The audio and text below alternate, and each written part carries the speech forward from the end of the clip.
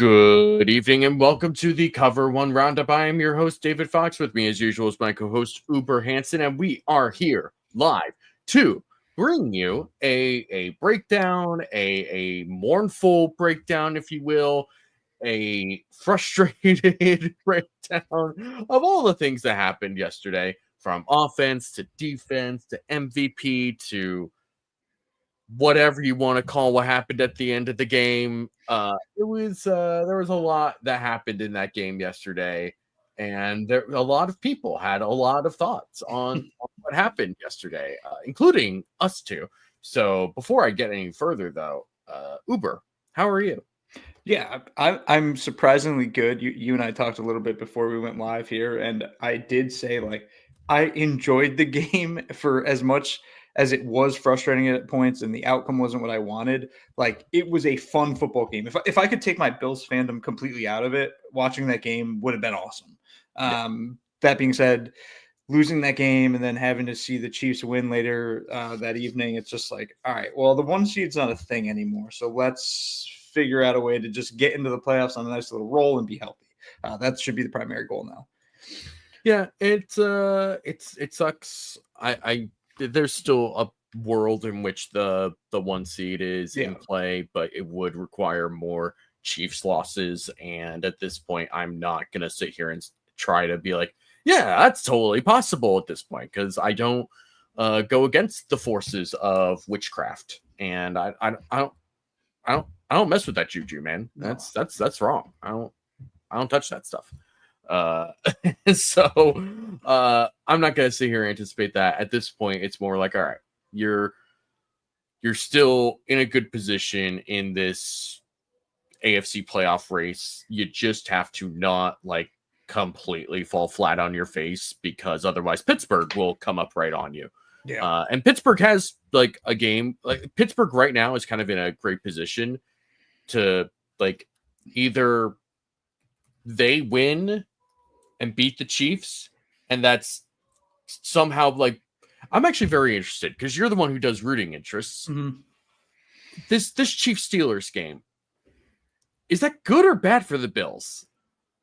I mean, it depends what we have the remaining couple of weeks, right? That's 3 weeks away.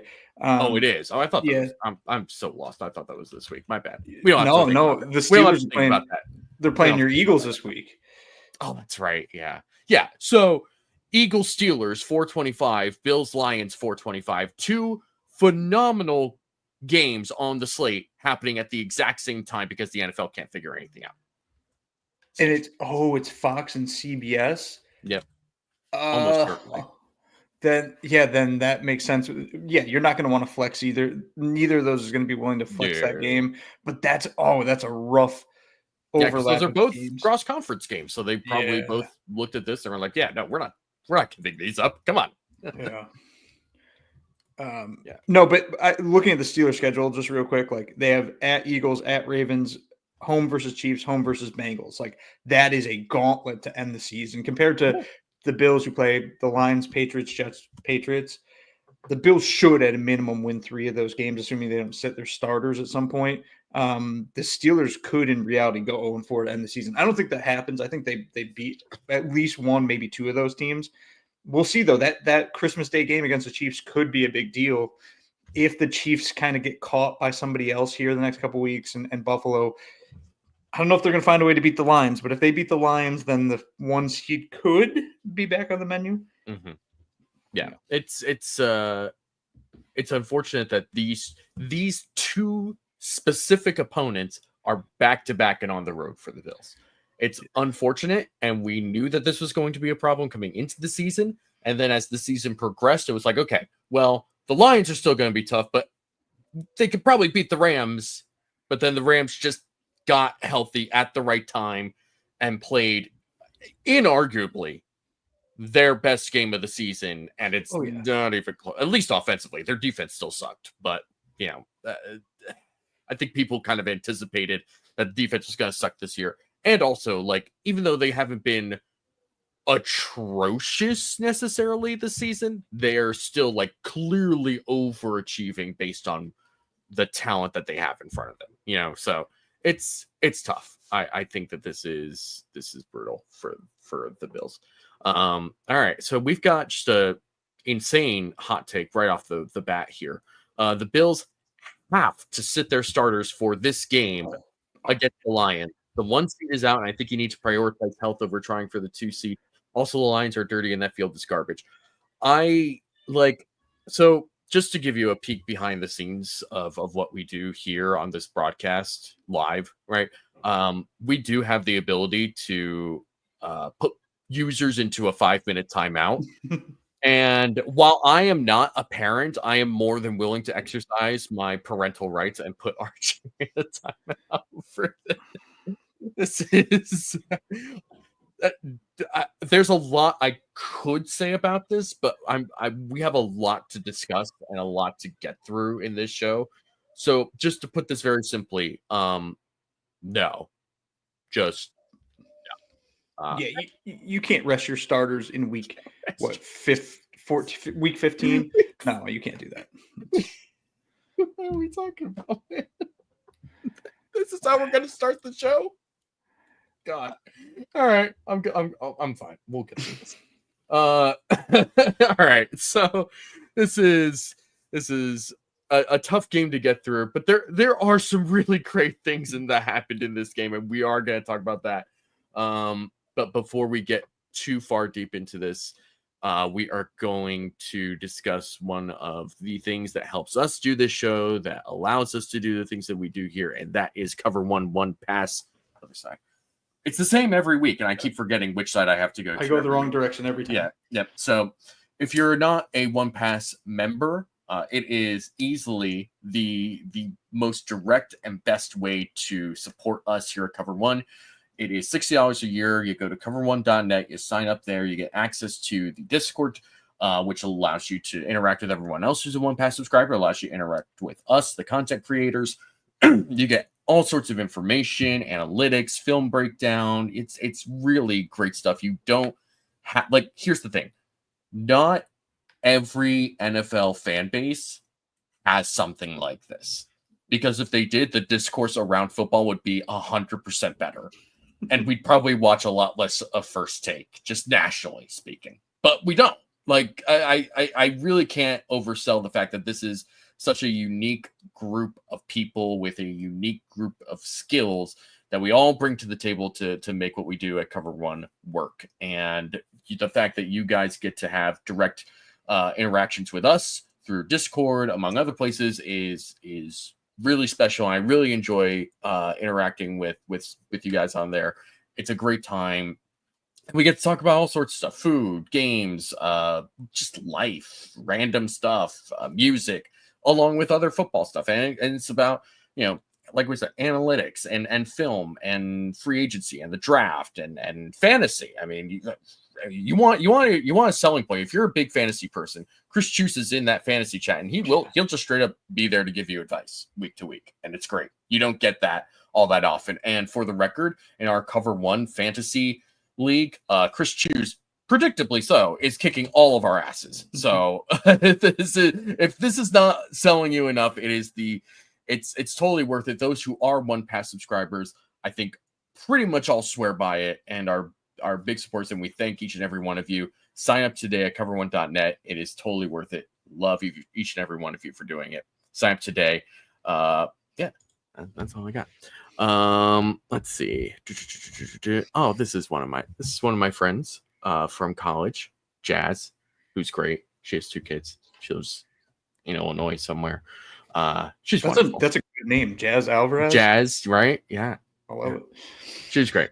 Never forget the time that she made enchiladas for us, for our friend group, and she was like, "Oh, I don't know if they're gonna be good." I'm like, "Shut up, these are delicious."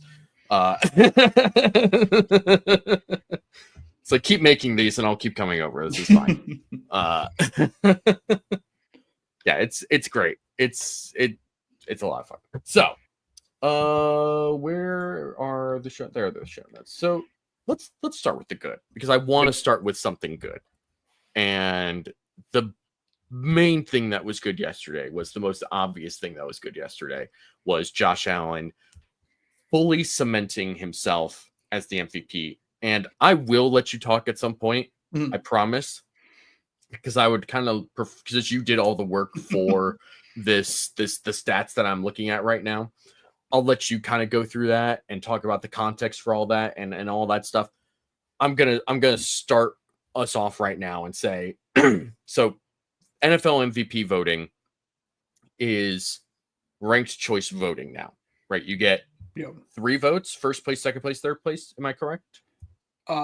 It's 3 or 5. I honestly don't remember. I think it's 3. I think it's 3. I was thinking 3 or 5. I couldn't remember exactly, but it's at least 3 up to 5 from what I remember. Okay. So if you are one of the people, and there's 50 people who get to vote on this, if you are one of those people who has a vote and you put anyone other than Joshua Patrick Allen as your first place vote for MVP, you need to show your work so that the rest of us on the sane side of the planet can publicly shame you for being bad at your job. There is, after yesterday, no other player that can possibly match what Josh Allen is doing this season. The only other arguments I am willing to hear for this are Saquon Barkley and Joe Burrow. And no one's going to vote for Joe Burrow because he's on a 4-8 Bengals team. Yeah. Because apparently you just have to be on a winning team in order to even be thought about as the most valuable player, which I think is asinine, but that's a whole other discussion for another time. Regardless, though, there is no one who is doing what we're in 3 straight weeks of absolutely ridiculous performances by this man. 4th and 2 against the Chiefs, who have only lost to the Bills, and this man gets a 20-yard rushing touchdown to ice the game and put that team away. The only team to do that. The only quarterback this year to do that. And they've played against some pretty good teams and some pretty good quarterbacks. Last week against the 49ers in a blizzard, the man literally, as the pre-draft article stated, he defied the very rules of mathematics and actually managed to get a passing touchdown and a receiving touchdown on the same play in the same game that he also threw another passing touchdown and a rushing touchdown. Then you go to this week against the Rams. And yeah, the Rams aren't exactly some great defense. They're overachieving this week. Or just this season. But you have got to be kidding me if that's not one of the best performances any player has put out this season. In the last 10 seasons. What? If you were watching what this man has been doing over the last month, and you're still sitting here with a stick up your butt saying, well, technically, he's only doing this, and this team needed to do this, and this. Shut up and take your medicine and admit that this is the most valuable player in football right now, and that he's been on this level this entire season. And yes, that there are other players playing well. Saquon Barkley is having a potentially record-breaking season at running back. Yeah. He might break the rushing record this season. He's on pace to do it. Even after a quote-unquote lackluster game that he had yesterday, he still had over 100 plus all-purpose yards, over 100 rushing yards. Joe Burrow is playing out of his bloody mind because literally no one else on that team other than him and Jamar Chase and sometimes T. Higgins and sometimes Chase Brown are doing what they're supposed to be doing to help that team right now. Lamar Jackson is playing great, and he's won 2 MVPs. What are we doing here? There's no one else. This is not a discussion anymore. This is no longer a discussion. This is no longer a debate. It's over. It's over. It is December 9th of 2024. The debate is over. We're done. I'm over it. This man is the MVP. And if you think otherwise, You're wrong. I don't care about your subjectivity here, or my subjectivity for that matter. You're wrong. This is the MVP. And beyond that, let's just project this into the future a little bit, right? Let's just project this into the future. Right now, Josh Allen sits at 3,033 passing yards, 23 passing touchdowns, 5 interceptions. In his 4 previous seasons, he has had over 4,000 passing yards. It seems pretty likely that he's going to eclipse that mark this year, right? Okay, so we agree on that. He has a streak, and I know you're well aware of this because it seems like you bring this up almost every week. Yeah. That he has a streak of 40 plus touchdowns every year since 2020. Right now, he's got 23 passing touchdowns, and I see rushing yards somewhere. He's got 33 total right now. He has 33 total touchdowns right now. So he needs 7 more. That seems pretty likely.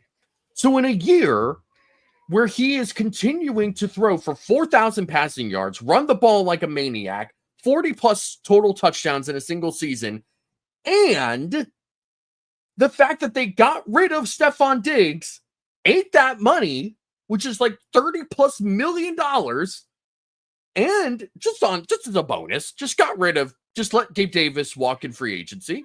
Okay. He's still doing this. Yeah. There is nothing else to be said about this. It's over. It's done. He's the MVP. You all are going to have to deal with that. Go on. Yeah, it's perfectly said. Like he is the MVP. The pessimist inside of me still believes that there's a chance he might not win it. Though I think the season he's put together already with 4 games to go is better than the season Lamar Jackson put together last season. Yes. And Lamar won the MVP with 49 out of 50 first place votes. The only reason it wasn't the 3rd unanimous MVP is because Aaron Schatz decided to correctly vote for Josh Allen or somebody not named Lamar Jackson. And that was the only way we avoided the 3rd ever unanimous MVP. I don't think people fathom how difficult it is to do that. The only 2 were Tom Brady in, I can't even remember what year it was, but he had 2010, one of the most absurd seasons you'll ever see. And then Lamar Jackson's 2019, which I argue is one of the most absurd seasons I've ever seen. Yes. To see what Lamar did last year, and he came 1 vote shy of joining the company of those 2, is absurd to me. And this season, there's a legitimate argument that Allen should be a unanimous MVP for everything you laid out. And one of the key things to me is like he's elevating the entire team. Like he's elevating the entire offense. The run game works because of him. The pass game works because of him. Everything works because of him. Where I think with the other players, and not to take anything away from a Saquon Barkley, a Lamar Jackson, even a Joe Burrow, to some extent, I could say they're in a way elevated by player X, Y, or Z. Like for instance, Lamar Jackson is elevated by Derrick Henry because you just have to stop Derrick Henry. You have no choice but to stop him. And Derrick Henry's elevated by Lamar, so it works in concert there. I truly do believe on the Bills. Like I do like a lot of our players. Khalil Shakir's been phenomenal this year, but Allen is elevating literally everybody. And yesterday's game was the perfect example of that. He accounted for 95% of this team's yards. They had no run game. The run game didn't exist outside of Josh Allen. The pass game only existed because Josh was slinging missiles all across the field. And they also did get some yak, obviously. You had the Ty Johnson touchdown. You had the Khalil Shakir touchdown. But all of this is working because of him. He's having one of those years where I think people still are stuck in this idea that he's quote-unquote overrated. But in the past 2 weeks, like you kind of alluded to, he's done things we've never seen before. Like we've never seen these things before. You go back to last week, it was the receiving, the rushing, and the passing touchdown in one game. A quarterback's never done that. And then this week, the biggest one of all, 3 pass touchdowns and 3 rushing touchdowns in a single game. The last time that happened, I think, was 1954 when Otto Graham did it in the playoffs. Like before no one's the done NFL merger. Before the merger, before the not in the Super Bowl era. It's unbelievable because it's never been done. No one does it. No one even comes close to doing it. In fact, where's the other one here? he also tied with Cordell Stewart for the most games with 3 passing touchdowns and 2 rushing touchdowns. The most ever to do that is 2 times. Like that, he holds that record right now. He did that twice. So it's not even like you see that ever happen. He's doing things that are out of this world right now. I throw out a couple other stats there. He moved into 51st all time in rushing touchdowns at 62. He surpassed O.J. Simpson, Herschel Walker, Terrell Davis, Alvin Kamara, Joe Mixon, Latavius Murray. That's just to name a few people. Like he's surpassed them in less than 7 seasons. Some of the greatest runners we've ever seen. He has more rushing touchdowns than he's also moving up the passing touchdown list. He's doing things that are from a dual threat level we've never seen, or we've never seen him at this pace. And he also hit 250 touchdowns. He passed Mahomes currently in their respective careers in total touchdowns. Josh is now ahead of Mahomes. He's been so phenomenal this year. He leads the NFL in touchdowns yet again with 33. And I still see people on Twitter questioning him, and it'll never not bother me, because we've reached a point where you cannot have discourse about quarterbacks anymore because people are too set in their ways. I do razz quarterbacks a lot on Twitter. I razz them on this show too, but at the same time, I also respect that Lamar Jackson's phenomenal and Joe Burrow's phenomenal and Patrick Mahomes is phenomenal. But then you hop on Twitter, and obviously there's stupid morons in every single fan base. But when I hop on this morning and it's like, well, he had 3 rushing touchdowns from the 1-yard line. It's like, did you watch this game? Because if you watch this game, you know why he got those rushing touchdowns from the 1-yard line. He slings a ball to Khalil Shakir that literally had to be perfect. Otherwise, it's probably picked off. Khalil Shakir catches it, rolls to the 1-yard line. The Bills get up there and just he powers in. Like it was one of those games where I know the Bills lost, but it's crazy that even the talking heads, for the most part, there's a couple bozos like Shannon Sharp, are like, this game perfectly personifies how good Josh Allen is, where if it was not for him, the Bills would have lost by 25 points. Yes. It was a phenomenal game. I don't think it was the best game I've ever seen him play, but it was damn close. And the fact that it's not the best game I've ever seen him play, in my opinion, and he put up 6 touchdowns and over 400 yards, like, this dude's special, and it's about damn time he gets his MVP, and he deserves it this year. People, the whole like, oh, he has a bunch of 1-yard rushing touchdowns, where it's like his 1-yard rushing touchdowns on like QB sneaks or whatever are his reward for dragging the team to that position in the first place.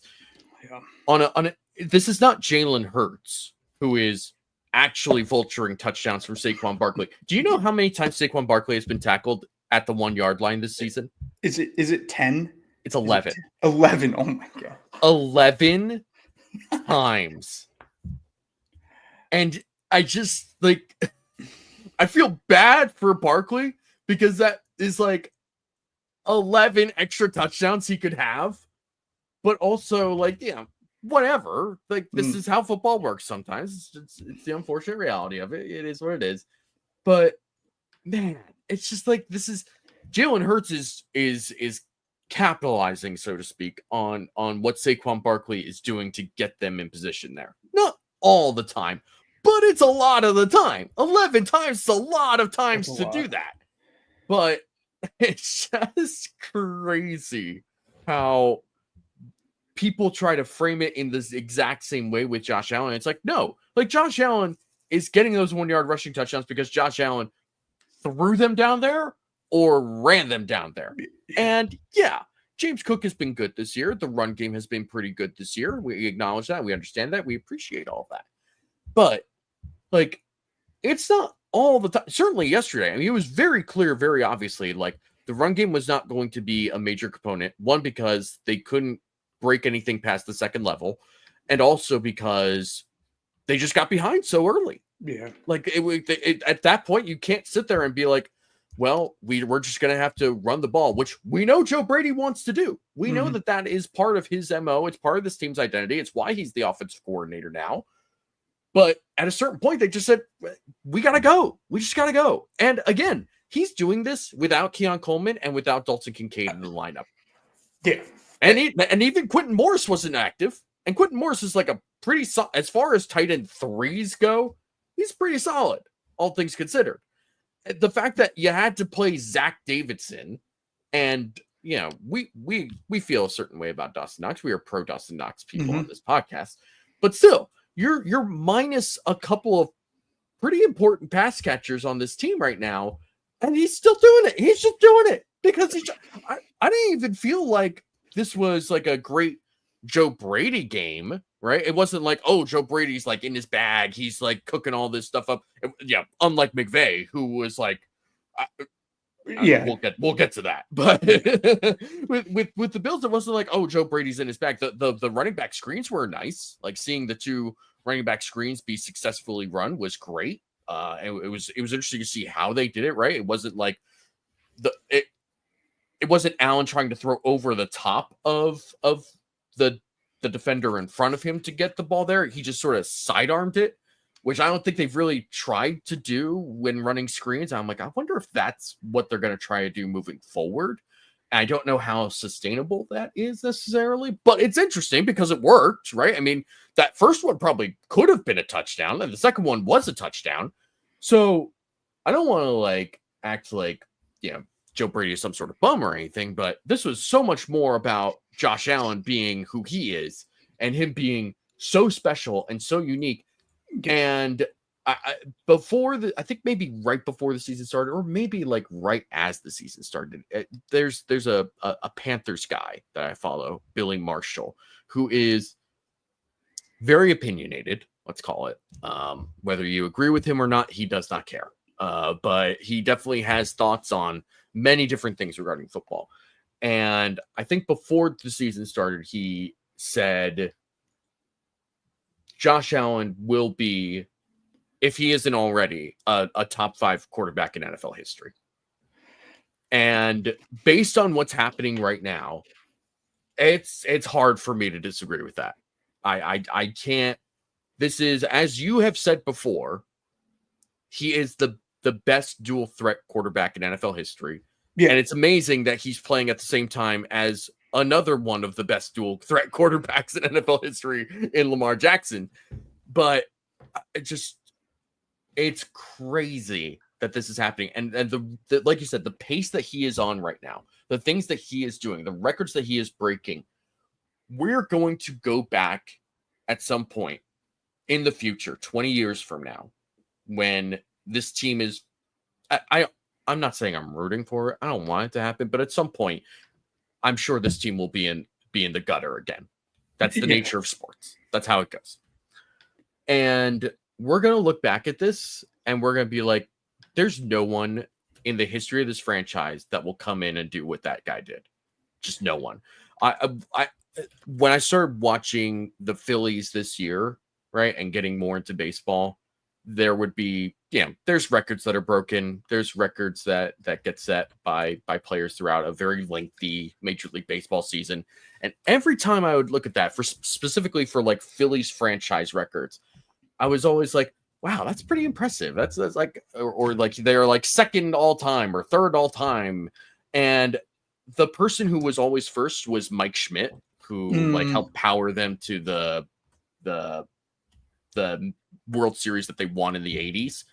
And I was like, I kind of wonder, like, how far ahead is Mike Schmidt compared to everyone else in like terms of like franchise records for the Phillies? It's not even close. Like almost every significant category that you could think of, Mike Schmidt is just like, yeah, this is the dude. Like this was the guy. Like and it shows. This is a 3-time MVP, like 12-time All-Star, like that. He was that guy. This is in more or less, this is what Josh Allen is. Like we're gonna see other guys break certain records, and then it's just gonna be Josh Allen way up here, and no one's gonna touch it ever again. Yeah, I mean, going back to like dual threat quarterbacks too, like the biggest name that's always thrown out there in the dual threat quarterback conversation is Cam Newton, just because of how good he was in the early part of his career. He was. The wild thing to me is Josh isn't done with his 7th season in the NFL right now. He hasn't finished his 7th season in the NFL. He's 4 passing touchdowns behind Cam Newton. 4. He's going to pass Cam Newton this season in passing touchdowns, and he'll inevitably catch him. I think he's 15 behind in rushing touchdowns. He'll inevitably catch Cam Newton in rushing as well. So he's going to surpass a player that some regard as the greatest dual threat quarterback of all time. He's also on pace to catch a player like Steve Young, who was also a great dual threat quarterback. He's already blown Michael Vick out of the water. That's a whole different conversation that gets me riled up all the time when we refer to dual threat quarterbacks. But Yeah, he's special, and that the concept of him being a top 5 all the time. The thing is, he needs, as crazy and ridiculous as it is, he needs the accolade. Like he needs he needs at least one defining moment. That has to be an MVP. That has to be a Super Bowl. If he gets both of those, I think you can start legitimately entertaining that conversation and say, who could we knock out of the top 5, and who could Josh legitimately get there? He's going to get his he better get his MVP this year. Like I said, I'll believe it when I see it. But if he does get it this year, that just elevates him into the all-time conversation. And God forbid he ever brings a Super Bowl to Buffalo. That's different. Like bringing a Super Bowl to this franchise is different than, say, Lamar bringing one to the Ravens. Like that would be huge for Lamar with his career so far, which he'll go down as one of the greatest quarterbacks of all time too. But if Lamar brings one to Baltimore where it's already been done before, it's different than if Josh can bring one to this team that's been so maligned for decades and decades and decades. It's just a unique thing. So yesterday's game, as much as it sucked that the Bills lost it and their defense was in tatters the entire game, I just had to remind myself, like, we are witnessing literal greatness every single week this dude steps on the field. And the thing is, we have a shot every single game because of him. Like at a minimum, if everything else goes wrong, he can give us a shot at winning a game. It's phenomenal. There's no one else like him. There's probably never going to be anyone quite like Josh Allen, and people need to admit that and just get on board with it. Imagine being in the 80s. I'm sure there were people who were like this, but being in the 80s and be like, this Joe Montana guy, he's so overrated. I mean, he just throws to Jerry Rice the whole time. He's clearly the best player on the team. And like, yeah, Jerry Rice is great. And another one of those guys where it's like, there's plenty of guys who break plenty of receiving records and all that. Jerry Rice, in terms of like career, no one's ever gonna catch him because he just played forever and was so good for so long. But like, it's just like how I don't get it. How are people so averse to enjoying good players? Like, I don't want to see Patrick Mahomes succeed at this point, but like every time I get annoyed at him doing his thing every single freaking week and pulling some rabbit out of his ass every game-winning drive, it's still super impressive. Yeah. It's still incredible football. It's still one of the greatest things you'll ever see every week. It's the same thing with this guy. It's the same thing with Josh Allen. It's pretty much the same thing with Lamar Jackson. Yeah. And sort of with Joe Burrow, right? But like these two in particular, Allen and Mahomes, there are just guys who don't do what they do. And it's impossible for other people to replicate it. And there are NFL teams right now trying their best to replicate it. You're even seeing this in college. I know you're not a college football guy. No. I get that you're not a college football guy. Did you watch any college football championship game this weekend? So I watched a little bit of Penn State, and Drew Aller. I don't know how to say. Yeah, his comp is apparently Josh Allen, and I was like, all right, here we go, buddy. I mean, but yeah, I watched a handful, but college football with Texas, right? They're starting Quinn Ewers right now, and everyone is clamoring for Arch Manning, which they should. Not even I don't know how good Arch Manning is going to be, but it's just every time I see him play, it's just like, yeah, this is so much better than Quinn Ewers. And part of the reason why Quinn Ewers was a 5-star recruit and was somebody that everyone wanted. He was at Ohio State and then he transferred to Texas, right? Like 2 blue blood programs. The reason why is because he kind of came up right around the same time that Mahomes was doing his thing and had done his thing at Texas Tech. I think he kind of became this sort of, oh, he's the next guy that's going to be like this, you know? And it's like, yeah, except he's not, because he's not that guy. And like he can't be that guy. It's impossible to be that next guy. You can't keep trying to emulate it and make these knockoffs. It's not going to be the same thing. It's not the same product. It's not the same player. You can't do that. And you're going to get yourself into a trap because you think, well, we've seen him do it this way. We've seen him do it that way. And it's like, yeah. But he's going to do it every week. He's going to do it against the best competition in his class. No, he's not. And that's what makes them different. He was the viral video where like he had the long hair and like was doing sidearm throws or something. Yes. Wasn't that the thing? Yeah. Okay. I remember He that. had the stupid mullet that thankfully he got rid of, and now he has like a chin strap beard, which isn't great either, but whatever. And what's the guy's name that literally just copies every single thing that Patrick Mahomes does? Oh, Dominic Raiola from Nebraska. Dude, it's too much. It's too much. He's gone too far with it. It's fine if you idolize somebody and you do a little bit of something every once in a while, but like he's out of hand. He needs to stop. he's gotta develop his own personality. Yeah. Anyway, all right.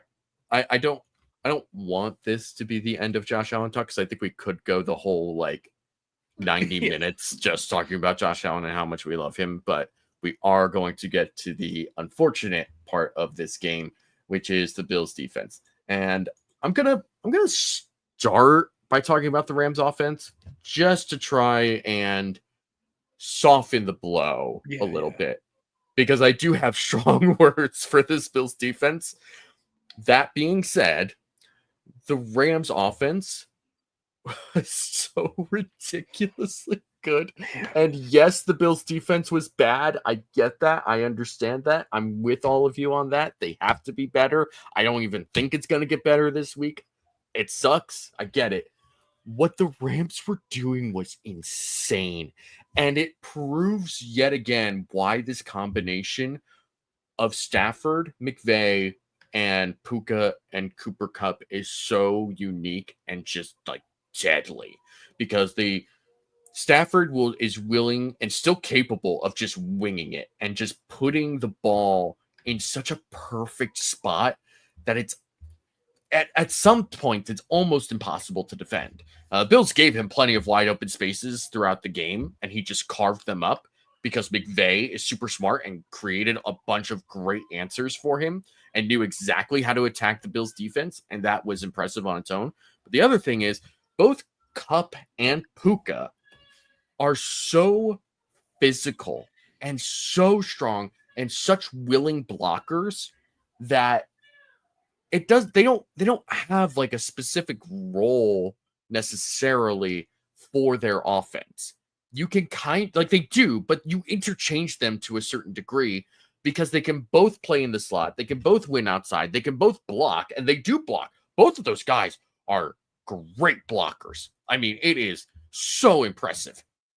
Among that, you also have a Rams offensive line that is like fully healthy for the first time this year. Their interior guys played super well. Their right tackle, Rob Havenstein. I'm taking a very brief detour to brag on myself.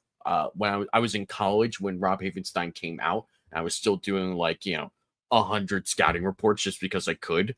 And Rob Havenstein was one of those guys where I was like, this is just a really solid right tackle at the NFL level. And I don't think I've ever been more right about an evaluation in my life. It's just like, yeah, it's a really good right tackle. And wherever he goes, he's probably going to be pretty solid. And that's exactly what he's been.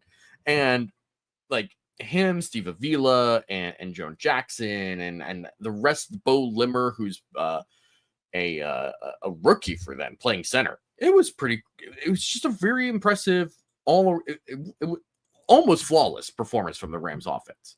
When you score 44 points, you're kind of just on a different level that is beyond just like, oh yeah, this was, we did what we wanted to do this week. It's like, no, this was almost perfect from the Rams.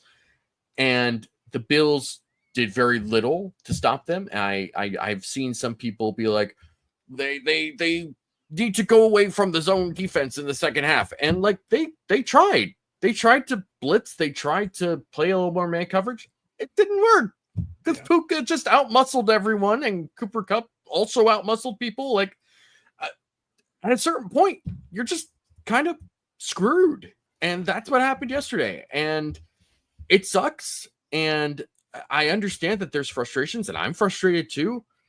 But there's just a point where you kind of just have to say the other guys get paid too. Yeah. And if we're going to sit here and think about other players in this league and say to ourselves, like, hey, Puka Nacua is a great player. Cooper Kupp is a great player. And Matthew Stafford is a really good quarterback when he's healthy. I don't know how mad I can be when they all play well. I'm mad because it's against the team that I want to win. But am I mad that that good players are playing well? Not really. It's just, it was frustrating at how well they played. Yeah, I think that's a really good place to start too, because there's a lot of things that we'll talk about with the Bills defense and how poorly they played, but it also was because of how well the Rams offense was playing. Like, I think the perfect play that summed up just how good the Rams were and how everything was working for them was that toe tap catch by Puka on the left side of the field. That was a ball that was literally perfect. Christian Benford was playing great coverage. Puka Nacua made a perfect catch, and somehow it looked like he was floating too. Like, it didn't even look like his toes touched, but you can see the black specks come up out of the turf. The Rams, Matthew Stafford had one of those games where it's like, oh shoot, this is what he's going to do today. Like, he was just special, on point. The throws were perfect every single time. And really early on, I forgot the Puka play that I saw. It might have been his first catch or something. I was like, oh damn it, this is bad. Like, Puka's about to have a day, and that's what happened. Puka played extremely well. Cooper played extremely well. Stafford played extremely well. Kyron Williams didn't play his best game, but it was still a threat, and they still used him. So as bad as Buffalo's defense played, there were points where they were in the right position. The play call was right. The defense was right. And the Rams just made a better play than the Bills defenders, because the Rams, arguably, you could say Puka was talent-wise might have been the best player on the field when the Bills defense was on the field and the Rams offense was. And at some point, that talent matters. Like, when he's at his best, he's going to be better than your best, because he just is better. And I think that's kind of what we saw yesterday. Extremely frustrating. And I've seen some people in the chat say, like, I'm super concerned, moving forward. What does this mean? It's like, it's one game. It sucked. It was rough. There's definitely some concerns, but like, I don't. The fact that you had to play essentially a flawless game to beat this team, that's a positive way to spin it. Similar to like the Texans game, right? Like, you had to be perfect, and your perfect won by 2 points. I don't think many teams would play perfect football against the Bills. It's hard to play a game that the Rams played yesterday. It just is. In the same way that it's hard for Josh Allen to have 6 touchdowns. Right, like that was a ridiculous feat, and I don't think it's going to happen like next week. Right, like I'm not predicting that to happen every week, but like it was just so frustrating after a certain point, because at a certain, like, the Rams could have run the ball more, but at a certain point, I think they just said they're not covering anything. We're just gonna keep attacking this zone coverage, because we can convert on third down. We can attack their corners. We know where to hit. We know where to settle in zone. Like, we're just gonna keep throwing it and throwing it and throwing it, and they did, and it worked. And then they were because they were ahead the entire time. They just kept sprinkling in run plays every once in a while, just to keep the defense a little more honest. And in the second half, the Rams really didn't run the ball all that well. They didn't really run the ball that much either. But in the couple times where they did, the Bills were able to muck it up a little bit. And that was probably the only good thing that defensive line did. Yeah, we've talked about this defensive line and how it's been a problem for this team kind of all season. And it's even more frustrating thinking about like how we thought of this team going into the season, right? Because we both felt like the defensive line could be like, this was potentially their best defensive line under McDermott. Yeah. And it hasn't been anywhere close to that. And it's for a number of reasons, right? I mean, it's like Ed Oliver is not consistent week to week at this point. Greg Rousseau has been good, but he's truly only one guy. And I think that the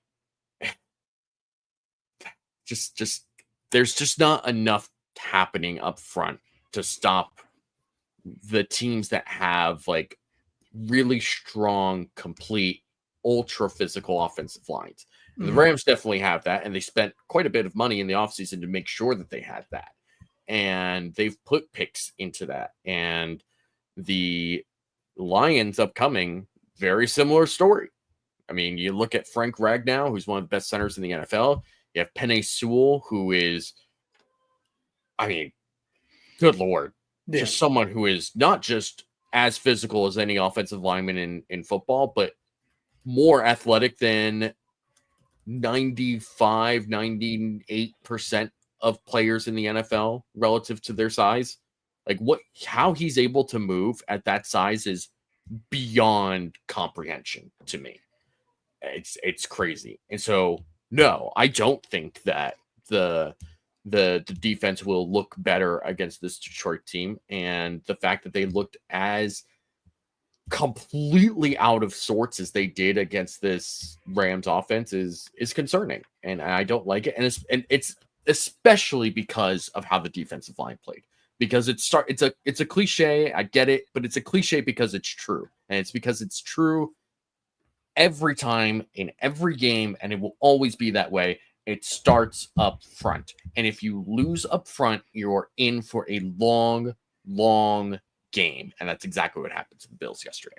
The defensive line had nothing. It was so frustrating to watch because there were multiple plays I watched the defensive tackles, whether it was Ed Oliver, Austin Johnson, Daquan Jones, etc., just literally get blown back like 5 yards right at the snap. Like there was nothing. So then your linebackers are put in a spot where they're already in kind of the mud, and the Rams are just going to get 5 yards. And then when you go to the pass rush, and a lot of this is owed to Sean McVay, those sweeps with Puka put those the edges on skates. Like they couldn't go after Stafford at full speed because they're like, oh shoot, what if they hand it off to Puka? Puka's just going to run, open field, score another touchdown. So they were slow rushing off the edge. It was one of those games though, where it's just like somebody do something, and no one did anything. And I've been so frustrated all season with the defensive tackles in particular, outside of one game and one game only. Yeah. In the Chiefs game, they were so freaking good. The defensive tackles dominated against a really good interior offensive line that the Chiefs that has kind of kept their offense alive for the most part.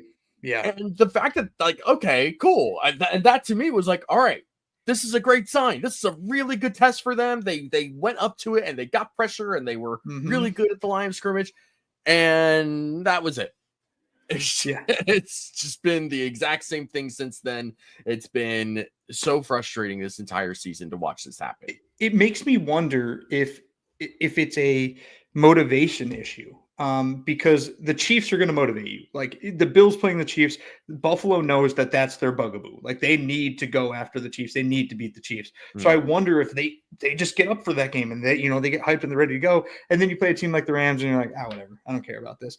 And I don't want it to be that way because that's probably even more concerning for me. But at the same time, like I saw them play well that game. Like I know it's there. I know that the talent's there. I know that the ability is there. And then I see them in this game in particular. I'm like, what are you doing? Like you Ed Oliver in particular, he's a very, very good football player. I need him to be very, very good more often than he is, though. And it's been an extremely frustrating year, especially after what he was last. He was so good last year.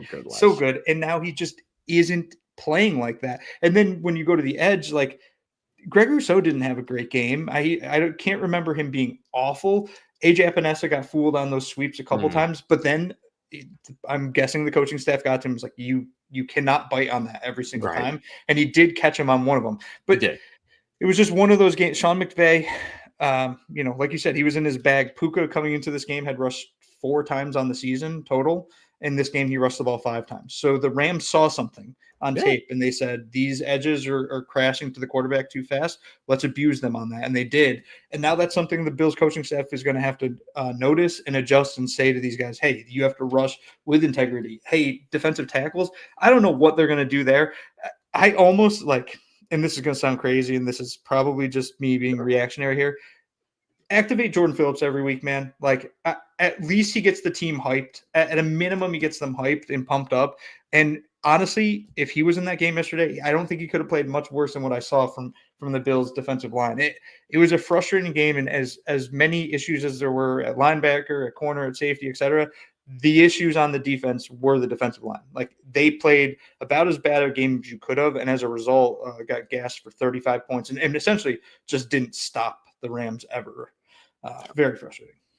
Yeah, and just it's unfortunate because it's not like this team undervalues this position group, right? I mean, they've put a lot of resources, they've put a lot of draft picks into this group, and it's just so frustrating this season to continuously see them get displaced against really good offensive lines. And I mean, that was sort of the word of the day for me yesterday, was just this Rams offensive line displaced that group up front pretty consistently. And I'm no Jordan Phillips guy. This is known. I was more than happy to move on from him last year. I was kind of annoyed that they brought him back this year, but you're not wrong in the fact that, like, you know, he would probably start something, and maybe that would have gotten someone a little more motivated, and he genuinely would not have played worse than anyone else on that defensive line yesterday. It was at least the defensive tackles. It was bad. It was a terrible performance. And there's truly no other way to put it. And I'm gonna address something that was brought up earlier about Kaiir Elam being inactive and all that. Let's kind of touch on that. So yes, the Bills got carved up on zone defenses. This is just sort of their defense, though. And yeah, they're good in man coverage. I get that. I understand that. But they're also a zone coverage team first. The way that they want to play defense is just keep everything in front. Don't allow big plays. Don't let them get, big plays, because then it makes it that much easier to go score touchdowns at that point, right? Aaron Quinn with the Cover One Buffalo show always talks about toxic differential. That's one of the big things that goes into that, is getting big plays, 20-yard throws down the field and 15-yard rushes. So it's a big part of it. And it makes sense to do it that way, because the more plays that an offense has, right, the more likely it is that they are able to make a mistake at some point during that. The problem is that Sean McVay's Rams are totally willing to just go down the field on you. They're okay. They're willing to be patient with that. They're willing to run the ball. They're willing to hit you underneath. They're willing to do certain things that other teams are not patient enough to do. And when you have that combined with your skill position players and your quarterback all playing at such a high level, and going against a defensive line that can't do anything, easy peasy, 44 points. That's how you end up with 44 points. Yeah. And it sucks. And I'm sorry, but Kaiir Elam wasn't going to change that. Like, I understand people's thought process. I'm not saying I don't get what your thinking is, but, like, I'm sorry. I understand that this is maybe not the best way to think about this, and that it is just a one-game thing, but I don't think I'm ever going to forget that Jacksonville game last year where Kaiir Elam was completely abused by Calvin Ridley in that game. Yeah. If you put Kaiir Elam against Puka Nacua, what would have been better? Would it really have been better than Christian Benford or Rasul Douglas? Probably not. I really don't think so. I think you would have had largely the same results. Hold on. You would have probably had more penalties. I was going to say that. There'd be a lot of flags. The Kaiir, I don't even know why this is still a conversation, this Kaiir Elam situation. The Bills have essentially told you what they think of Kaiir Elam, and I'm inclined to trust Sean McDermott and Bobby Babbage, who have made all pros out of a lot of defensive backs in their careers, in their analysis of him as a player. He's not the backup corner on this team. That's not what he is. Right. I would argue he's never been the backup corner in No. 2024, though some people thought he was going to start over Christian Benford, which is ludicrous. Jamarcus Ingram's the backup corner. There's a reason Elam was inactive, is because the Bills look at him and they say, you're not better than Jamarcus Ingram. So Ingram's our backup corner. And they're even willing, even earlier in the season where they were playing Jamarcus Ingram and Cam Lewis because you had injuries to Teron Johnson, it's like Kyrie Elam could have fit into the dime role or even in theory, I guess a backup nickel, not really though, but he could have fit into the dime role. But the Bills looked at him and said, you're not good enough to play that. So this idea that, oh, well, the Bills should have played more man defense and Kyrie, I don't even know where the idea is that Kyrie Elam's our best man coverage corner. Like that's also a made up thing to me too. Because it's the college, it's coming out of college. That's all. Coming out of college, he was the athletic man corner Mm-hmm. that had a great season and then had injuries in his final year at Florida. So everyone was just banking on the athletic traits and the fact that he was a big, athletic guy that could play man coverage. And that's fine. That's why the Bills drafted him. I get all that. I was on board with that. It was a guy worth taking a risk on because of the athletic traits and the fact that he was going to a team that generally does a great job with coaching up defensive backs. It just didn't work. They went outside their normal box and it didn't work. They also hedged their bet and got Christian Benford, and that's worked out extremely well.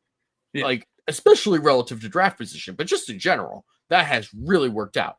Did it work yesterday? No, because the Rams just bullied them. And you had receivers literally bullying these corners. There's no other way of putting that.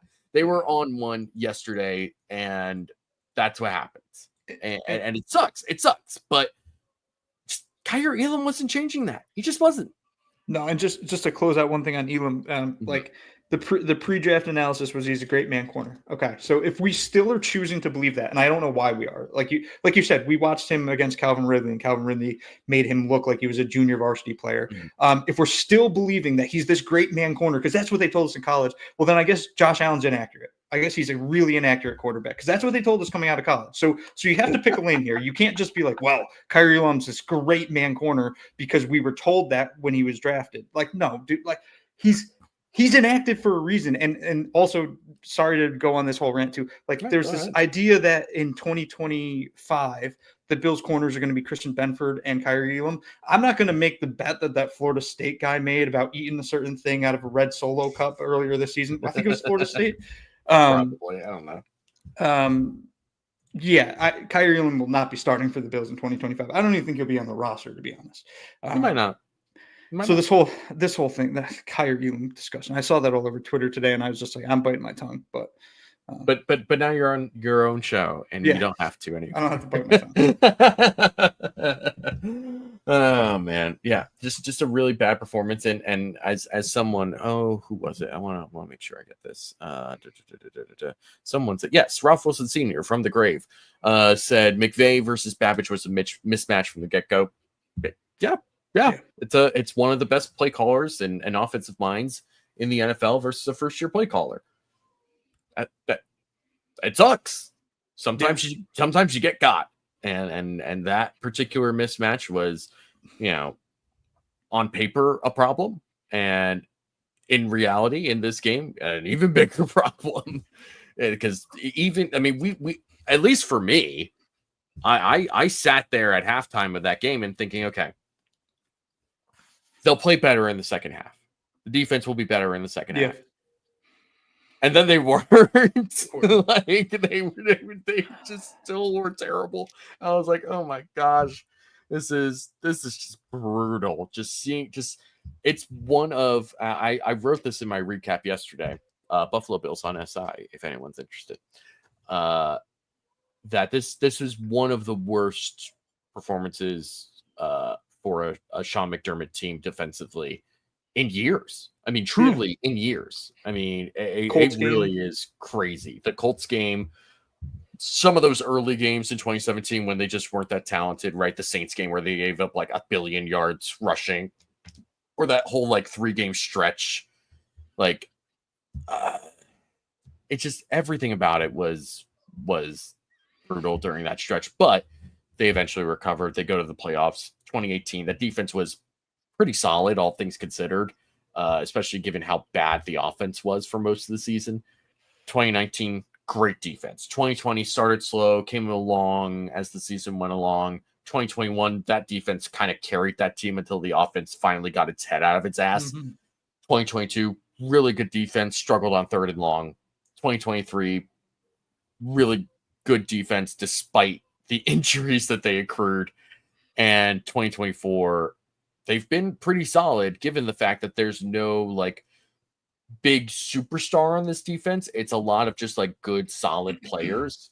Yeah. But yesterday was the day where just everything went wrong. Everything was found out. All the answers were right there for Stafford. And not only did he just execute, he executed at a high level. It wasn't just every single throw is wide open, even though sometimes it felt that way.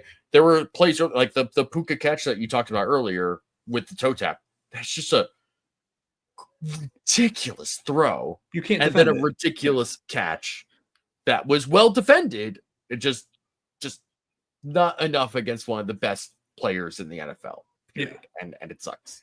You just hope it's a wake up call for some of these guys, and maybe it was an effort thing, or maybe like I forgot who said it, but maybe Babich was just significantly overmatched here, and this is something that this week you'd expect him and Sean McDermott to sit down and say, where were these issues? How did they expose so many things on us?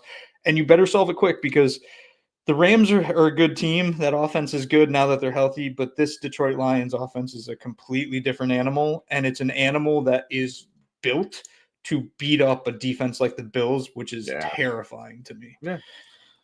Before we get to Detroit, though, we're gonna talk about the least controversial thing of yesterday. Yeah. So the end of game sequence, everything about that to me has become very hyper fixated. So I'll start off by saying this. I think people are over fixating on the timeout usage at the end of the game and saying that that's what ended up costing the game. Now, the thing that cost them the game is the fact they gave up 44 points on defense. Like, it's bad. I don't know if you know that. That's really bad at the NFL level. At any level, that's bad. You don't win a lot of games when you're giving up 44 points. So I'm not going to sit here and say that was the thing that caused the problem, or it was the linchpin that cost the Bills the game. But even then, I'm not 100% sure that was the wrong decision either. I think just sort of looking at, especially a lot of analytic models seem to show a shift of like less than 2% in terms of win probability for the Bills after the failed quarterback sneak and taking the timeout.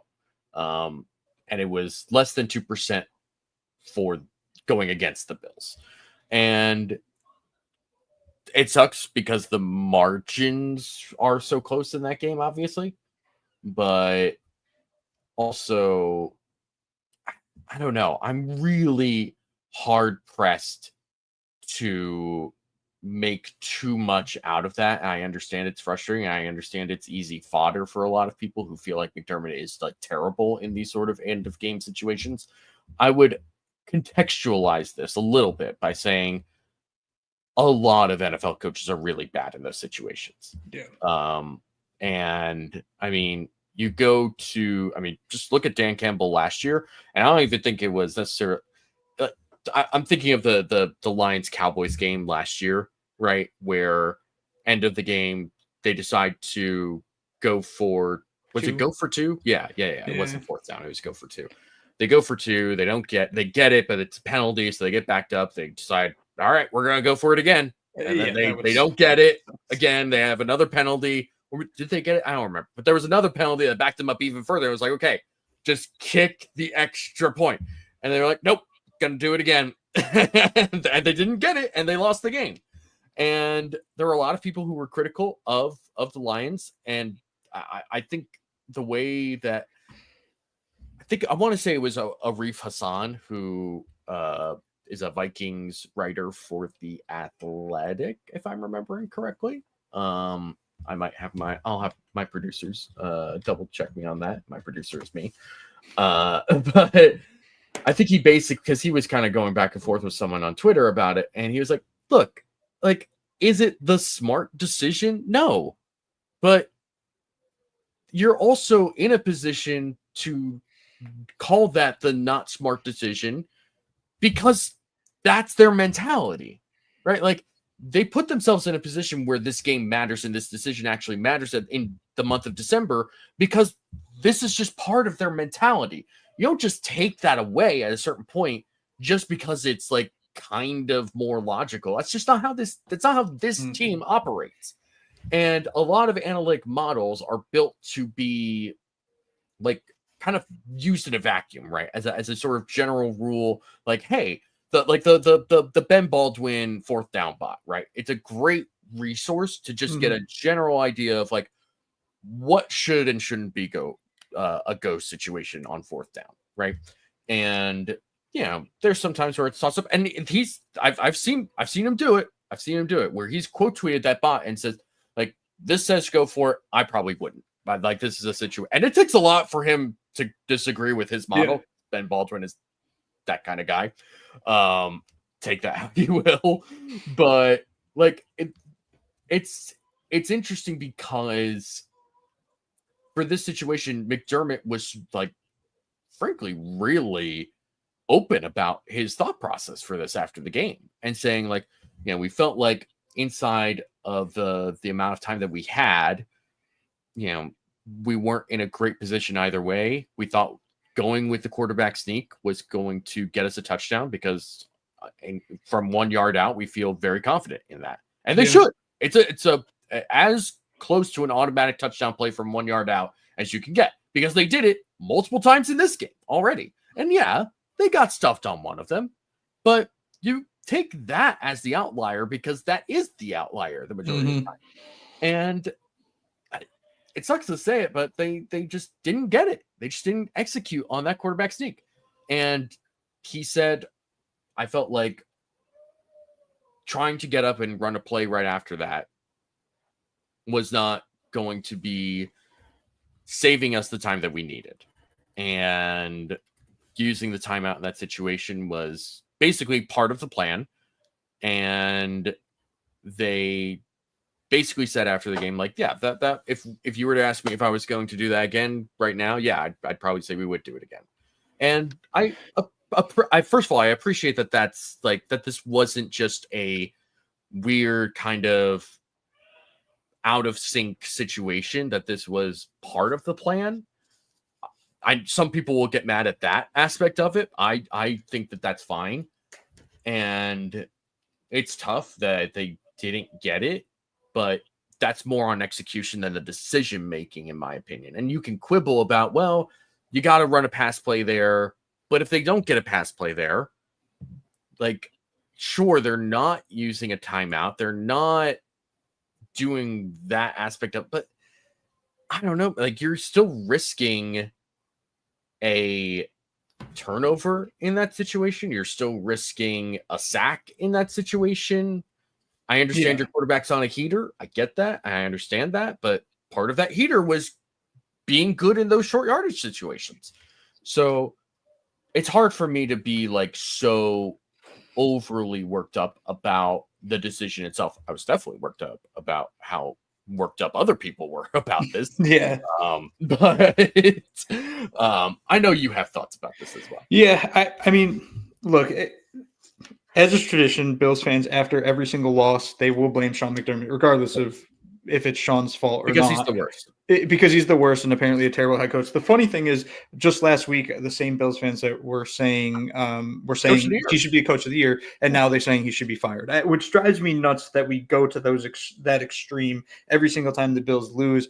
And the attempt to try to boil it down to a single decision is never the proper approach. Like, the issue was the defense sucked, and you could put that on Sean McDermott if you want. But this end of game decision, the more and more I've thought about it, the more and more I've kind of shifted and changed my opinions on multiple things. But I'll just stick with the QB sneak one because I think that this is and leading to the timeout. So QB sneak from the 1 yard line, that's literally your best play. That's the Bills' best play in this. So if you're the Bills and you say, okay, we got to call our best play right now because we got to get the touchdown now, You call the QB sneak. I get that you could drop back and pass, but who knows what happens? Like you said, worst case scenario, you drop back and pass, and the Bills' offensive line gets blown up, and you get sacked in the backfield, and then we're in a much worse situation than this.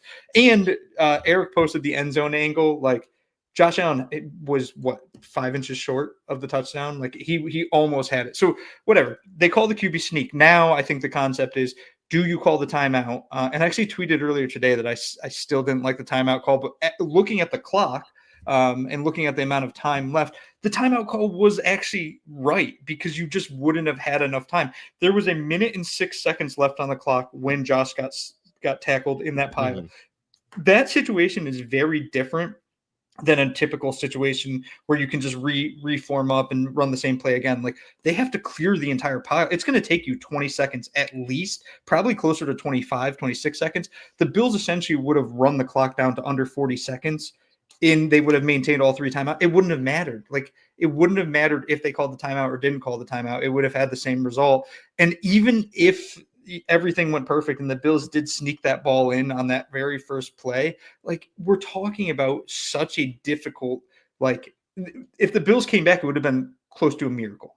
Basically. And look, there's something to be said about like, oh, Josh Allen can pull that off. He probably can. Is it like super likely though? Not really. It's not an automatic thing, even though it sometimes feels like it. Yeah, it was like you said, we're boiling down an entire game of issues to a single decision at the end of the game. And right. I guess one last thing to say on that, because there's also the sentiment that Sean McDermott always makes the wrong call at the end of these games. We're 2 freaking weeks removed from him calling go on 4th and 2 in field goal range, giving Josh Allen the ball. We're 2 games removed from that. And that beat the Chiefs because Sean McDermott said, no, we're going here. And he also, that's because he learned from mistakes prior where he didn't go in those situations. He said, hey, you know what? I made those mistakes. I'm not going to make them again. So when you see something like this, I still don't even know if there's an egregious mistake here. I could argue that the end of the Texans game, which even then I kind of got the thought process of what they were trying to do there. I would say that that's more egregious than this, even though I might agree with that approach in the Texans game more. So it's a whole convoluted thing nonetheless. If you're one of those people that's like, we need to fire Sean McDermott because of this, like, dude, come on, man. The Bills are 10-3 in a year that they had odds to finish 3rd in their own division, and they clinched it earlier than any team has in like 20 years. Like, it's one game. It's one game. The Bills will be fine. Even if they lose the Lions this week, the Bills will be fine. They could lose their next 4 games, and they'll be fine. They're going to be in the playoffs. They're already in. They are already in. Find a way to get a little hot here and stay healthy. Let's not tempt anything though. No, I don't want to tempt it. I don't want to. Let's not put that juju out. One thing I do want to talk about. I'm very glad that somebody brought this up. Biggie Scooby. First of all, great name. Yeah. Second of all, welcome to the show. I don't know if you've been here before. I don't recognize your username, but I'm going to welcome you anyway. When is Smiley's special teams going to make a play or plays and go on a heater? Great question, but it's that I'd like to see it. or better yet, how about this special teams be normal? Just be normal, right? Like, and this is something that I wrote about in the recap as well yesterday, which is like, I mean, why is he here?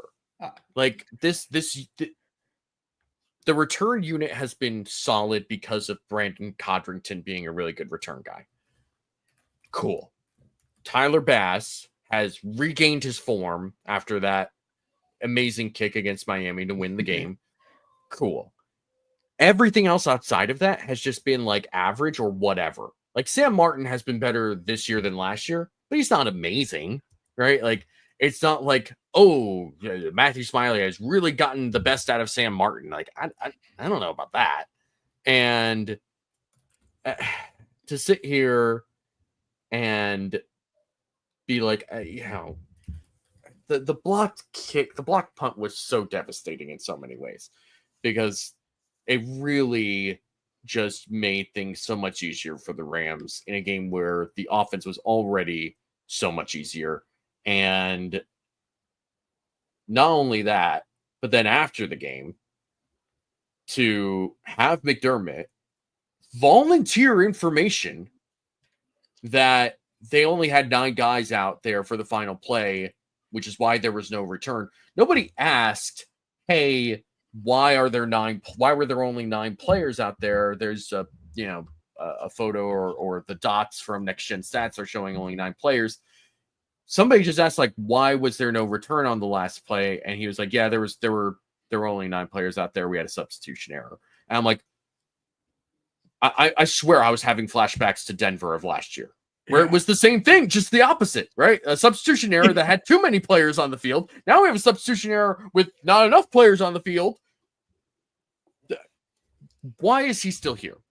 If there, honestly, truly, sincerely, if there is a major criticism to be had about Sean McDermott this year, it's keeping Matthew Smiley as the special teams coordinator. It made no sense when it happened in the offseason. I felt like, that was almost inevitable that he was going to get fired after 2023. And then they kept him, and it's like, fine, I guess we're going to do this again. And then week 1, they give up the very first ever dynamic kickoff return. And I hate that name so much. It's so stupid. I knew it was going to. I hate it. It makes me, it triggers me. It gives you the ick. Oh, yeah. But then you have this situation. I just don't get it. And so as Spin 0481 says here, let's be real, we're not returning that punt to the house with 13 players on the field. I don't disagree with that. But like, give yourself a chance here. Come on. Like, I don't get it. Like, why is he still here? And honestly, the fact that McDermott brought that up and then was asked, I think this morning, about whether or not he still has faith in Matthew Smiley. He was like, "Yes, we're keeping him," but like he doesn't throw a lot of guys under the bus. I think at some point, it may not be this year, or like during the season, because that just sort of, like, you're seeing it now with the Bears, where you're just sort of overstretching the coaches on your staff by firing so many guys. Yeah. But I cannot imagine 2025 having Matthew Smiley as the special teams coordinator of this team. I can't fathom it. Everyone's regressed under him. Like, everything's regressed under him. His job is to make this unit as good as possible. And the only, like you said, redeeming quality is, like, Brandon Condritan is very talented. And so it kind of saves him a little bit, makes the units look better. And then Tyler Bass drills a 61-yarder, which I'll quietly say, I guess I also loudly say, because I'm saying it as this is being recorded, like, if you lined up Tyler Bass 10 times for that 61-yard field goal, I think he misses it 9 times out of 10. We just happen to see the one he hit. So that's wonderful. But I mean, Matthew Smiley, man, like, I think we talked about it in the offseason. Like, we thought that we assumed he'd be gone. We assumed, okay, there's got to be, they have to bring someone up. And now he's still on the team, and special teams is an issue. Like, you can get rid of him, Sean, this offseason. Do it, please, and bring somebody else in. Because similar to the Bills' defensive line, the Bills' special teams issues can't get much worse. I mean, in theory, like, Danny Crossman would probably be a problem. But, Matthew Smiley, time to go. It's time. It's time to go. Spin also says 9 players on the field is on Smiley. It is on Smiley. It's also on McDermott to it's literally the last play of the game. You're not thinking about what's next. You're thinking about this play. It's literally your last chance to try and get anything out of this. Count.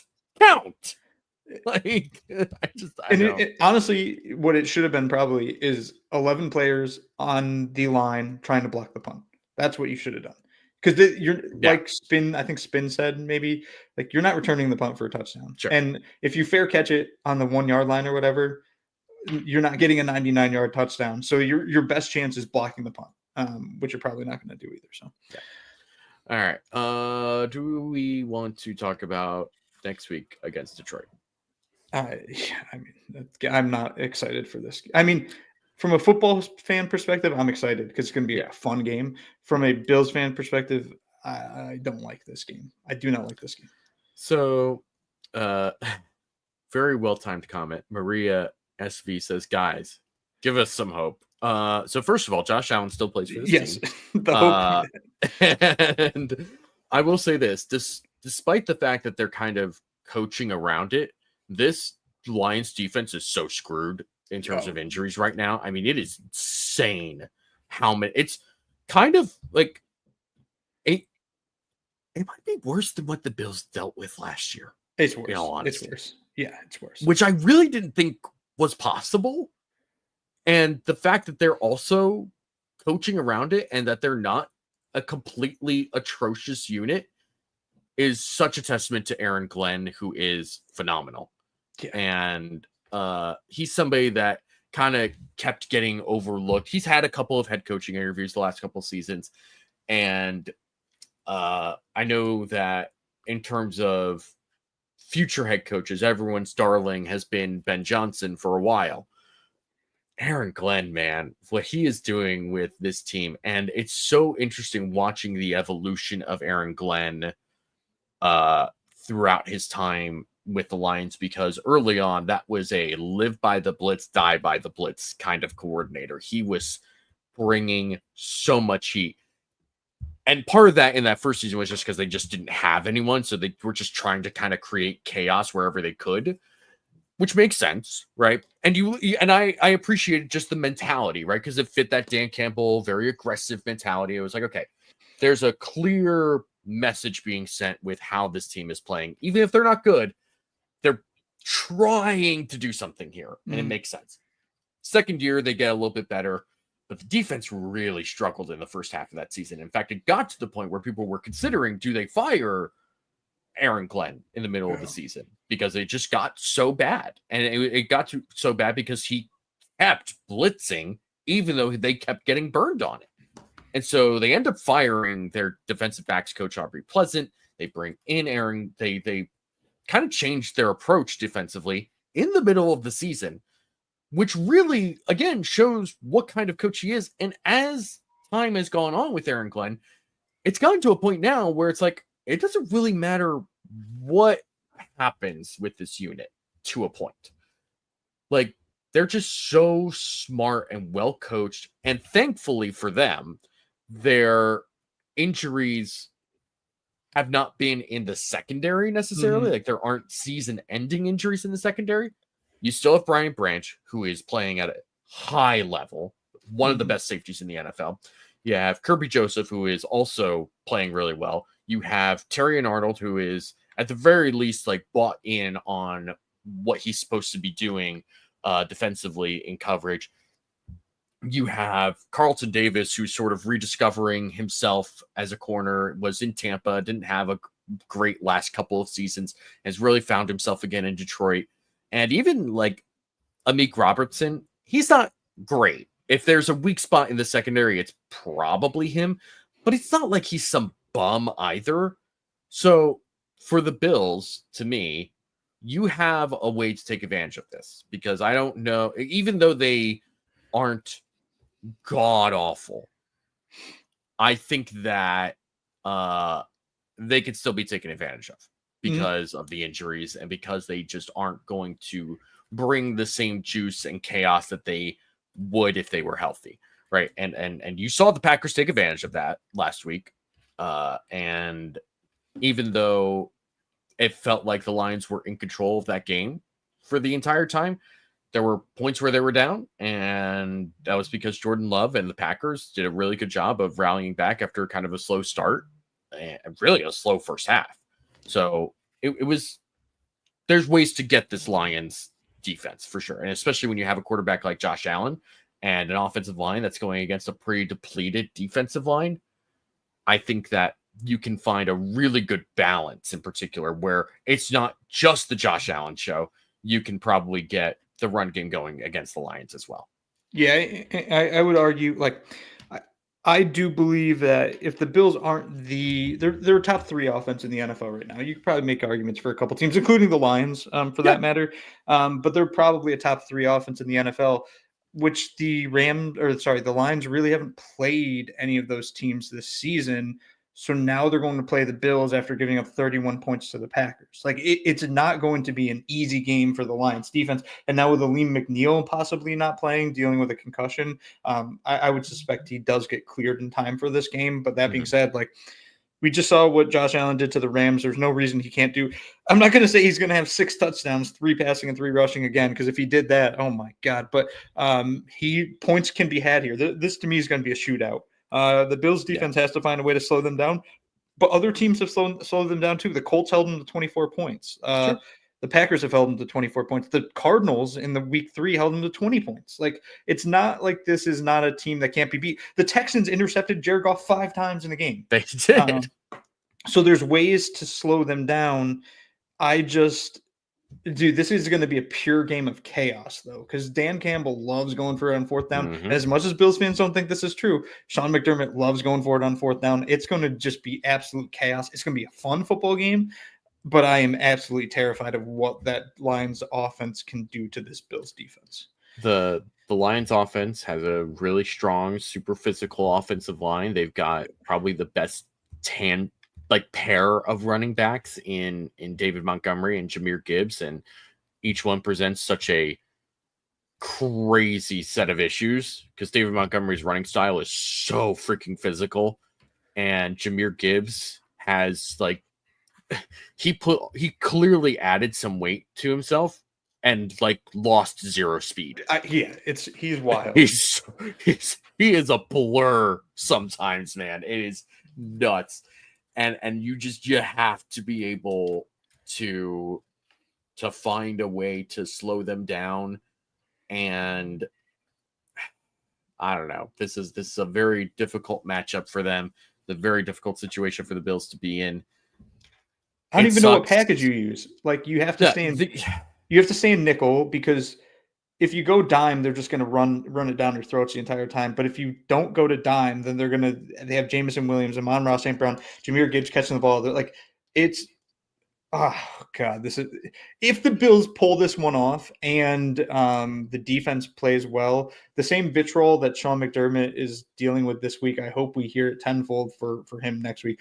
Though I do suspect that the Lions are going to put up 30 plus on the Bills this week. So. Probably. Yeah. I am not anticipating a good result from the Bills. No. I think this is going to be a very difficult game for them.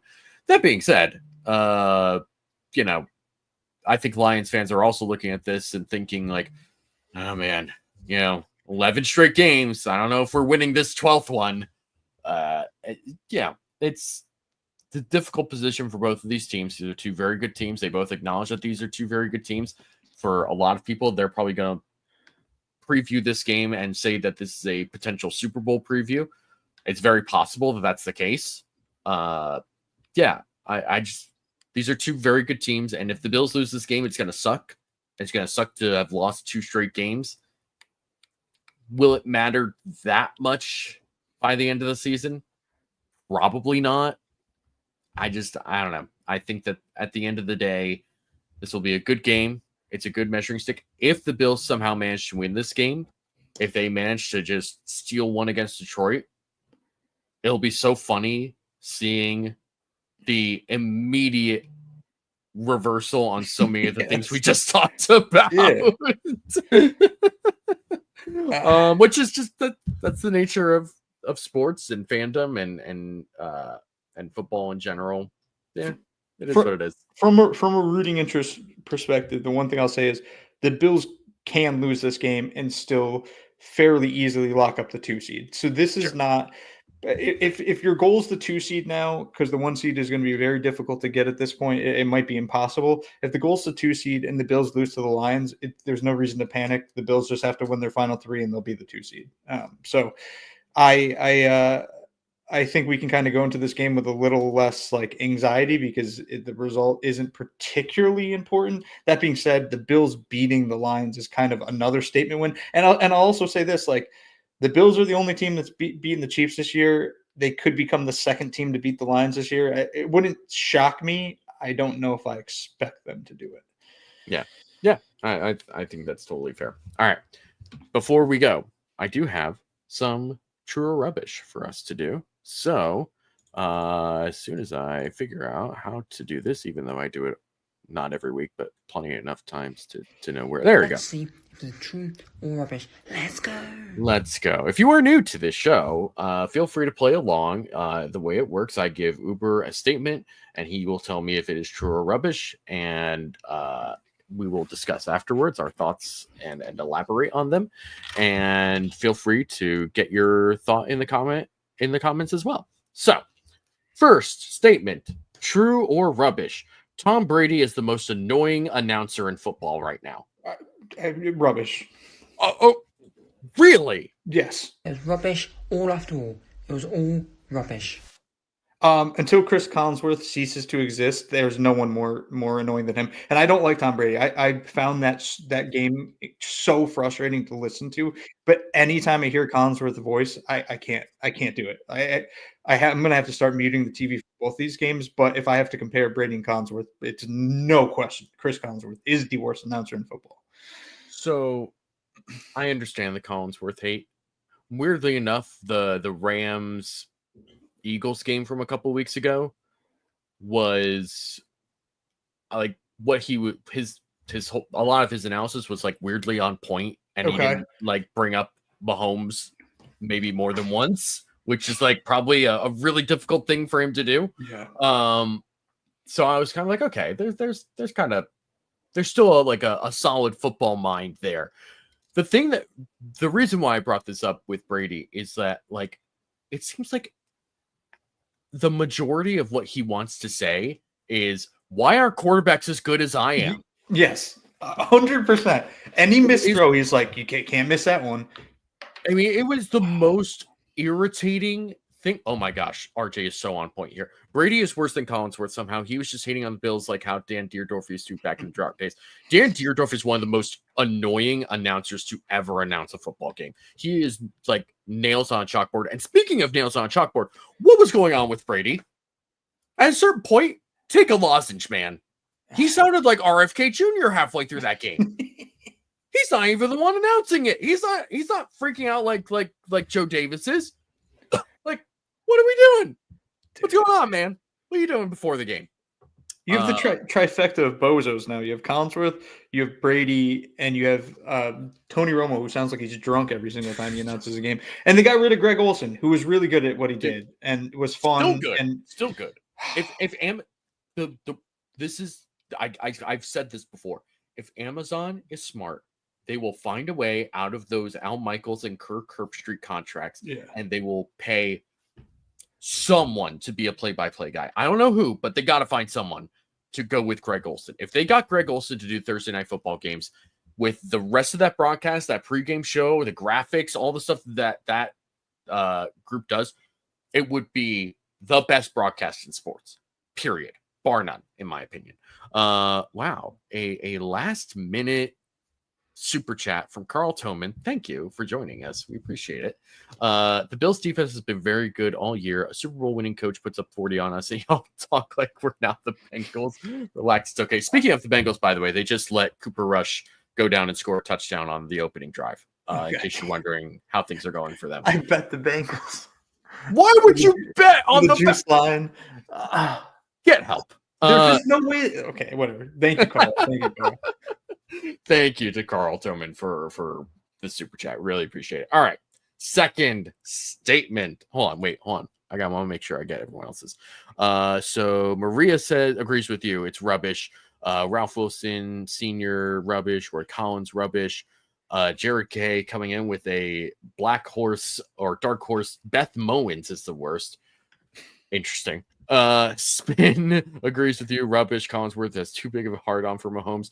RJ's with me. He says true. So it's not unanimous. We'll put it that way. Brady is. We can't all be right. We can't all be right. All right. True or rubbish? The Bills should bring back Eric Washington as their defensive line coach. Rubbish. That is rubbish all after all. It was all rubbish. No, I don't want Eric Washington back, but I need something else. Like they have so much raw talent on the defensive Mhm. line so consistently, and it never quite reaches its potential, or it takes too long to reach its potential. You got to find a different coach than what they have now, or Eric Washington. Like, don't go back to the well again. Find somebody else. I tend to agree. Yeah, I put this in here largely to get a rise out of people. I'll be honest, but yeah, it's frustrating watching this defensive line right now, knowing that like before the season started, we were pretty optimistic about this defensive line playing well, and they just haven't throughout this season.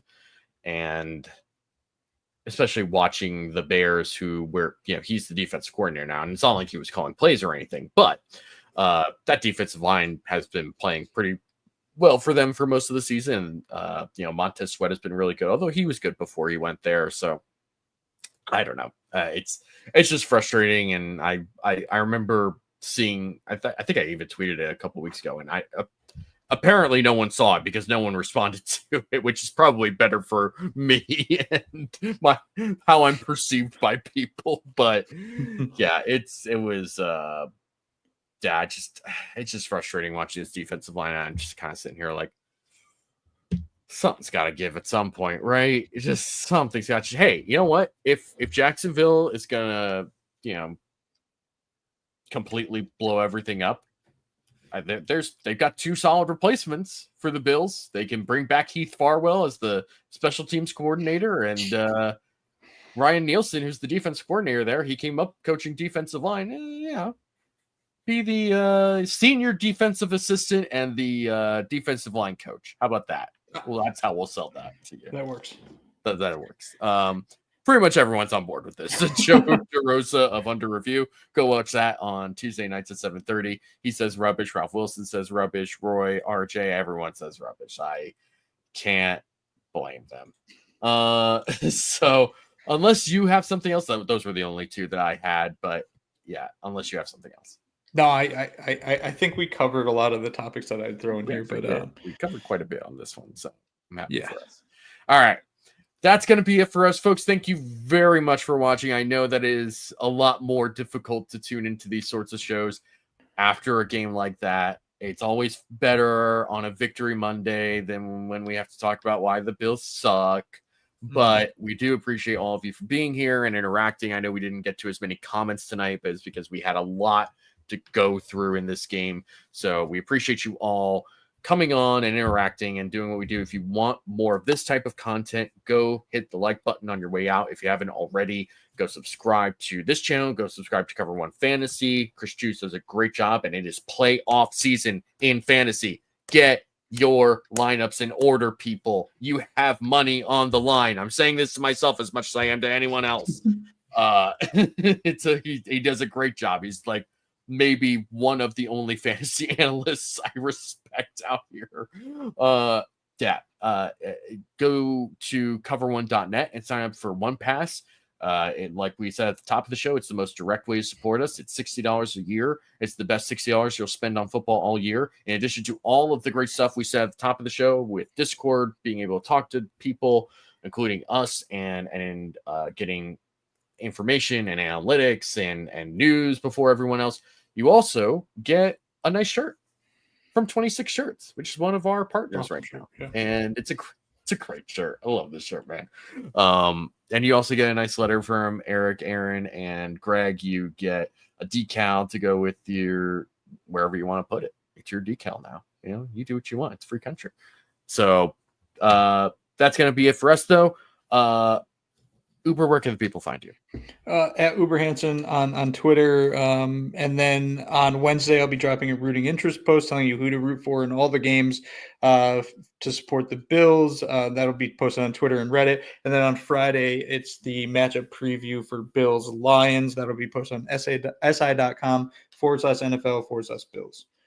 You can find me at DFAUXY or at DFoxy on Twitter and also Blue Sky. I'm sure at some point I'll remember to post or Blue Sky. What do we call it? I have no idea what it is. We're gonna sky on Blue Sky. I don't know. We're gonna blue on. No, I really blew myself, didn't I? So you can also find me there. You can find me on Twitter. You can find me writing for Buffalo Bills on SI. So appreciate you all for joining us tonight. Thank you all for the lively session. We appreciate all of you. I'm gonna log off before I sneeze. Thank you. Bye-bye.